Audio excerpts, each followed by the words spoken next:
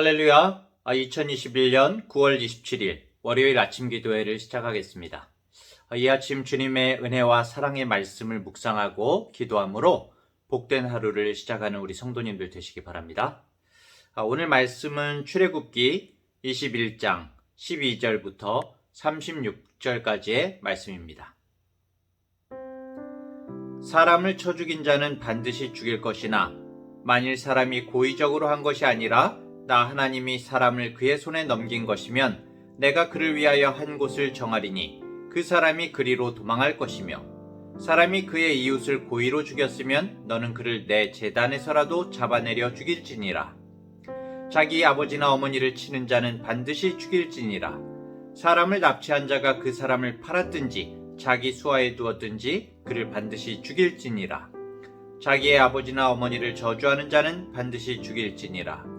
사람이 서로 싸우다가 하나가 돌이나 주먹으로 그의 상대방을 쳤으나 그가 죽지 않고 자리에 누웠다가 지팡이를 짚고 일어나 걸으면 그를 친 자가 형벌은 면하되 그간의 손해를 배상하고 그가 완치되게 할 것이니라.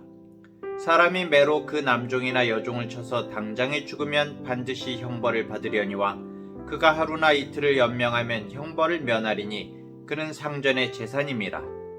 사람이 서로 싸우다가 임신한 여인을 쳐서 낙태하게 하였으나 다른 애가 없으면 그 남편의 청구대로 반드시 벌금을 내되 재판장의 판결을 따라 낼 것이니라. 그러나 다른 해가 있으면 갚되 생명은 생명으로, 눈은 눈으로, 이는 이로, 손은 손으로, 발은 발로, 된 것은 된 것으로, 상하게 한 것은 상함으로, 때린 것은 때림으로 갚을지니라. 사람이 그 남종의 한 눈이나 여종의 한 눈을 쳐서 상하게 하면 그 눈에 대한 보상으로 그를 놓아줄 것이며 그 남종의 이나 여종의 이를 쳐서 빠뜨리면 그 이에 대한 보상으로 그를 놓아줄지니라. 소가 남자나 여자를 받아서 죽이면 그 소는 반드시 돌로 쳐서 죽일 것이요 그 고기는 먹지 말 것이며 임자는 형벌을 면하려니와 소가 본래 받는 버릇이 있고 그 임자는 그로 말미암아 경고를 받았으되 단속하지 아니하여 남녀를 막론하고 받아 죽이면 그 소는 돌로 쳐 죽일 것이고 임자도 죽일 것이며 만일 그에게 속죄금을 부과하면 무릇 그 명령한 것을 생명의 대가로 낼 것이요 아들을 받든지 딸을 받든지 이 법규대로 그 임자에게 행할 것이며 소가 만일 남종이나 여종을 받으면 소 임자가 은 30세겔을 그의 상전에게 줄 것이요 소는 돌로 쳐서 죽일지니라. 사람이 구덩이를 열어두거나 구덩이를 파고 덮지 아니하므로 소나 나귀가 거기에 빠지면 그 구덩이 주인이 잘 보상하여 짐승의 임자에게 돈을 줄 것이요 죽은 것은 그가 차지할 것이니라. 이 사람의 소가 저 사람의 소를 받아 죽이면 살아있는 소를 팔아 그 값을 반으로 나누고 또한 죽은 것도 반으로 나누려니와 그 소가 본래 받는 버릇이 있는 줄을 알고도 그 임자가 단속하지 아니하였으면 그는 소로 소를 갚을 것이요 죽은 것은 그가 차지할지니라. 아멘. 오늘 말씀은 전체적으로 굉장히 살벌한 그런 말씀인 것 같습니다. 출애굽기 21장부터 23장은 이 언약서라고 불리우는 부분인데요. 19장에서 하나님께서 시내산 언약 체결을 이스라엘 백성에게 제의하십니다. 그러니까 너희가 정말 내 백성이 되겠느냐 계약을 맺자고 하시는 거죠. 거기에 대해서.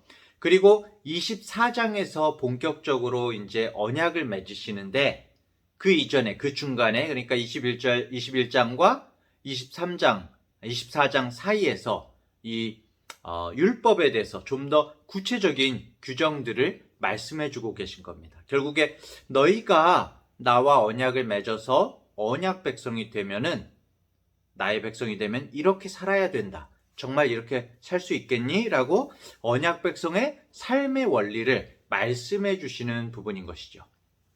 자, 그런데 하나님께서는 그 시대의 문화적 바탕을 완전히 뒤집어서 언약을 제시하시는 것이 아니라 그 시대의 사람들의 그 사고와 상식 안에서 말씀을 제시해 주시는 것을 우리가 볼 수가 있습니다. 어제 종에 관한 말씀이 있었죠. 주일 말씀이 종에 관한 말씀이었습니다. 사실 그 노예제도에 대해서 지금 우리들의 사고로는 전혀 이해할 수가 없고 하나님께서 노예제를 인정하시는 거냐 아니냐 뭐 이제 이렇게 저렇게 우리끼리 따지는 말들이 많을 겁니다만, 하나님께서는 말씀을 주신 그 시대 가운데 그 사람들이 알아들어 먹을 만하게 수준에 맞춰서 말씀을 주셨던 거죠. 그야말로 은혜인 것입니다. 결국에 우리가 이 말씀을 살피면서 생각해야 할 것은 그 당시의 문화적, 시대적 기준과 지금의 어떤 기준을 가지고 비교하면서 이게 옳다, 이게 그르다, 이것을 따질 것이 아니라 그 말씀 가운데 담겨 있는 하나님의 깊은 뜻과 우리에게 무엇을 말씀하시고자 하는 것인가, 우리를 향한 은혜를 살펴야 하는 것이죠.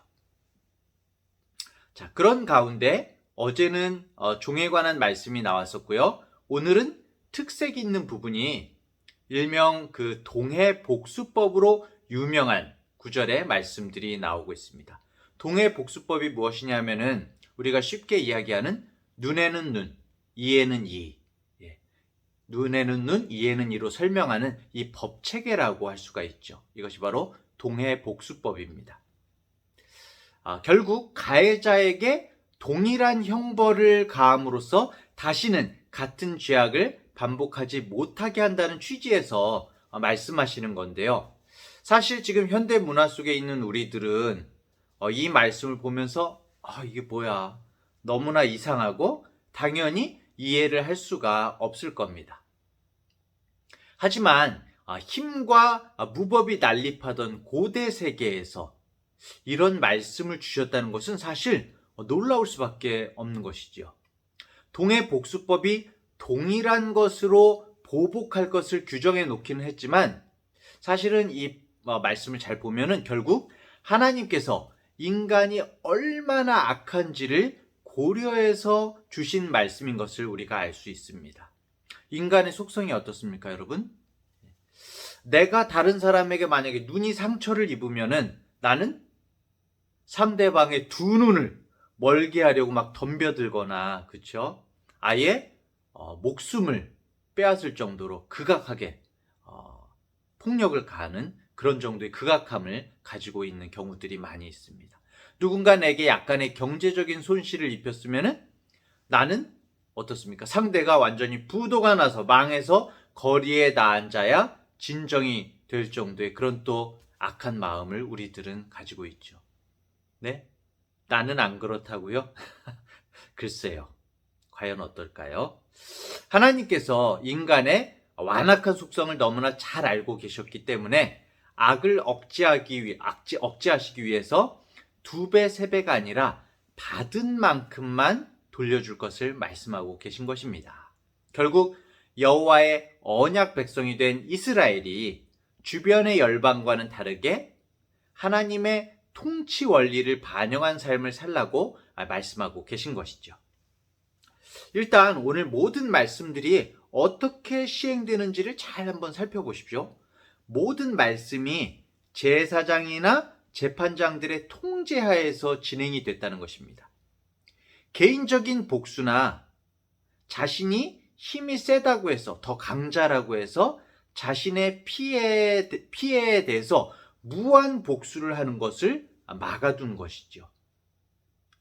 그야말로 이 말씀들은 약자들을 배려하고 살피시는 하나님의 말씀이라고 볼 수가 있는 것이고요. 또 이 각 말씀의 기본 원리를 우리가 잘 살펴보면요. 피해자는 보상을 받아야 하고 범죄자는 처벌을 받아야 한다. 이 원상복구의 원리와 인과응보의 원리가 담겨 있죠. 또 모든 형벌은 막 그냥 자기 감정대로 마음대로 아까 전에 얘기했지만 마음대로 부과해서는 안 된다는 비례의 원칙이 들어가 있습니다. 또 잘못한 사람의 과실을 고려해야 된다. 과실을 고려해서 형벌을 내려야 된다. 그러니까 이게 고의적인가, 실수인가, 이런 부분을 고려하고 있지 않습니까? 세세한 규정들은 지금의 생각과 기준과 차이가 있지만 사실 이 성경에서 이 현대 법 체계의 근본이 하나님의 이 말씀에서부터 나온 것이라고 할 수가 있습니다. 문화와 시대는 달라도 모든 것이 하나님의 성품에 기반을 두고 주신 말씀이라는 것을 우리가 잘 살펴야 하는 것이죠. 자, 그리고 한 걸음 더 나아가서 우리가 이 말씀을 살피면 살필수록 하나님의 법은, 이 동해복수법은 범죄자에 대해서 무조건 복수하는 그런 개념이 아니라 이 형벌의 규정을 통해서 범죄를 미연에 방지하는 주님의 지혜와 사랑이 담겨 있다는 것입니다. 상대가 잘못했을 때 또 내가 거기에 대해서 복수를 하는 개념을 넘어서서 나도 잘못을 하면 벌을 받을 수가 있겠구나. 그쵸? 상대방이 벌을 받으면은 나도 벌을 받을 수가 있겠구나. 나도 잘못을 하면 벌을 받을 수 있구나라는 그 공의의 개념이 녹아 있는 것이죠. 이런 점에서 하나님의 율법은 처음부터 범죄자에 대한 형벌의 개념이 아니라 구원으로 인도하려는 어떤 그 목적 밑에서 사랑과 은혜에서 출발한 것이 바로 하나님의 말씀이라고 우리가 말할 수 있는 것입니다. 그리고 거기에서 한 걸음 더 나아가서 이 동해복수법은 신약 성경에 와서 어떻게 됩니까? 예수님의 가르침에서 그 의미가 더 깊어지게 되죠. 정의와 공의를 말했던 이 율법이 예수님의 삶과 말씀에서 온전한 완성을 이루게 되는 것입니다. 예수님께서는 복수하지 말고 용서하라고 말씀하셨죠. 이 동해복수법을 의무사항으로 생각해서 그대로 지키는 것은 이 말씀의 온전한 의미가 아니라고 말씀하신 겁니다. 이것은 우리가 예수님께서 복음을 이루신 그 방식을 생각해야 이해할 수가 있는데요.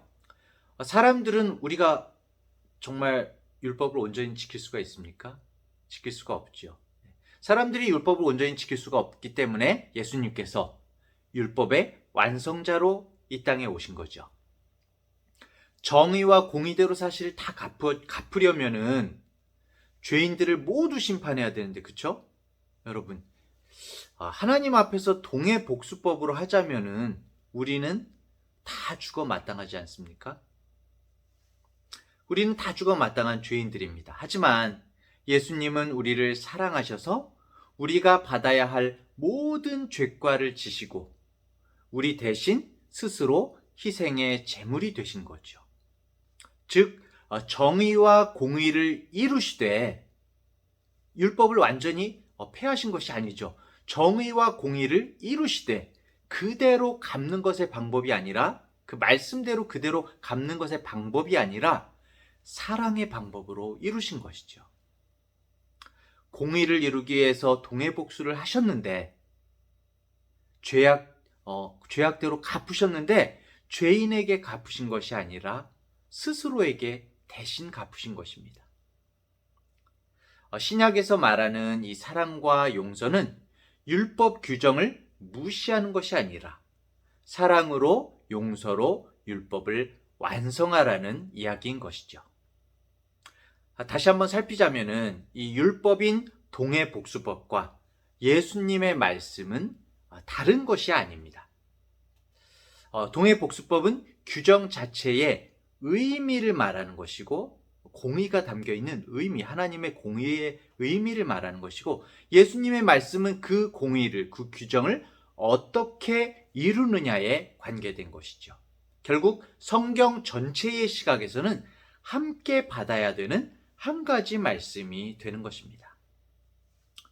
우리의 구원에 있어서도 이 법의, 이 동해 복수법의 구속사적 의미가 굉장히 심오합니다.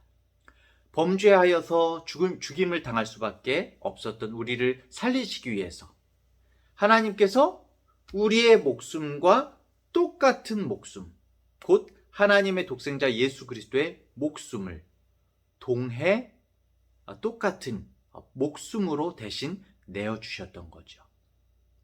따라서 우리는 예수 그리스도로 인하여서 죄의 요구로부터 완전히 벗어나 자유로워진 것입니다. 사랑하는 중앙대학교의 성도 여러분, 예수님께서는 마태복음 5장의 산상수훈을 통해서 우리에게 새로운 교훈을 주셨습니다. 악한 자를 대적하지 말고 누가 오른뺨을 치면 상대의 두 뺨을 칠 것이 아니라 나의 왼뺨까지도 돌려대라고 말씀하셨죠. 우리가 예수님의 말씀대로 실천하며 살아가야 하는 것은 예수님께서 우리에게 그러한 사랑으로 대해주셨기 때문입니다. 우리에게 모델이 되어주셨습니다. 우리가 하나님께 행한 대로 하나님께서 우리에게 보복하신다면, 동해복수하신다면 한 사람도 온전히 숨을 쉬면서 살아갈 수 없을 것입니다. 이 세상에 사람이 없겠죠. 아버지께서 무한한 사랑으로 우리를 받아주셨기 때문에 대신 십자가의 고난을 우리 주님께서 받으셔야만 했습니다. 오늘도 나의 감정과 혈기와 이기적인 마음들을 내려놓고 주님의 마음을 품고 주님께서 우리에게 보여주신 그 모습들을 생각하면서 주님이 주신 가정과 교회와 나의 직장과 사업장과 또 나의 이웃들을 주님의 마음으로 돌아보며 사랑하며 용서하며 기도하며 성령의 능력을 구하는 오늘 하루 되시기를 간절히 축원합니다. 기도하겠습니다. 하나님 아버지, 하나님께서 우리에게 귀한 계명을 주시고 지키라고 명하시며 허락하신 것을 감사를 드립니다. 그 말씀의 귀중함을 깨닫게 하셨사오니 주님 안에서, 성령 안에서 지킬 수 있는 능력을 주시옵소서. 나의 힘으로는 아무 선한 것도 할 수 없음을 고백합니다. 율법을 이룰 수 없는 부족한 내 자신, 우리 자신, 하나님 앞에서 동해복수법으로 죽어야 마땅한 이 죄인을 용서하시고 나의 모든 죄과를 공의로 해결하시기 위해 십자가의 사랑으로 공의를 이루신 주님을 찬양합니다.